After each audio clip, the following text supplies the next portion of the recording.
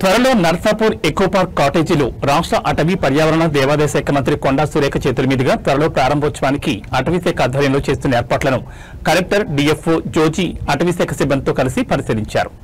ఈ సందర్భంగా ఆయన మాట్లాడుతూ నర్సాపూర్ ఎకో పార్క్ కాటేజీలు సాధ్యమైనంత త్వరగా యాత్రికులకు అందుబాటులోకి తీసుకురావడానికి అటవీ శాఖ ఆధ్వర్యంలో ఏర్పాటు చేస్తున్నారని తెలిపారు. నర్సాపూర్ ఎకో పార్క్ లో యాత్రికుల సౌకర్యార్థం సుమారు 42 కాటేజీలు పీపీపీ మోడ్లో అటవీ శాఖ ప్రైవేటు యాజమాన్యం సహకారంతో నిర్మాణాలు పూర్తి చేసుకుని త్వరలో ప్రారంభించుకుని యాత్రికులకు అందుబాటులోకి తీసుకొస్తామని తెలిపారు. నర్సాపూర్ ఎకో పార్క్ ప్రకృతి ప్రేమికులను ఆకట్టుకుంటుందని, చూడచక్కని ప్రాంతంగా వెలిసిల్లుతూ యాత్రికుల మదిని కట్టిపడేస్తుందని ఆయన అన్నారు.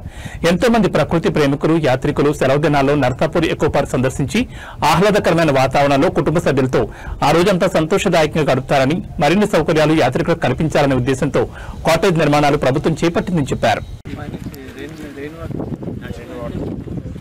రెయిన్ వాటర్ దీంట్లోకి వస్తుందా?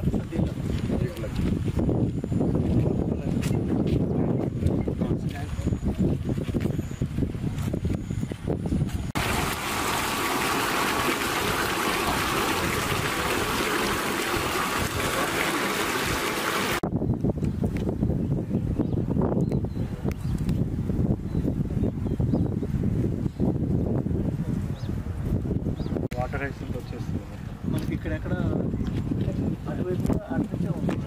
క్యాచ్మెంట్ ఫారెస్ట్ కాబట్టి అది క్లీన్.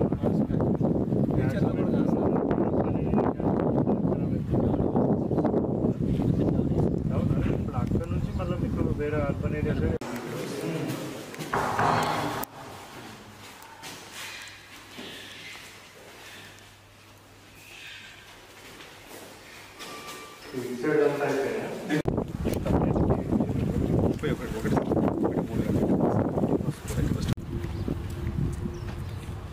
సో అవి తీసేటప్పుడు కొద్దిగా జాగ్రత్తగా చేయండి, మళ్ళీ ఏదో ఒక యాక్సిడెంట్ కానీ ఒక చిన్న కన్ఫ్యూషన్ ఏంటంటే వ్యూ బ్లాక్ అవుతుంది. చిన్న ఆలోచన అక్కడ లేకపోతే అట్లా పెట్టవచ్చు మీరు green fencing type, so open close లాగా. సో వాళ్ళు ప్రైవసీ అనుకోవాలన్నప్పుడు క్లోజ్ చేసుకోవచ్చు. ఫర్నిచర్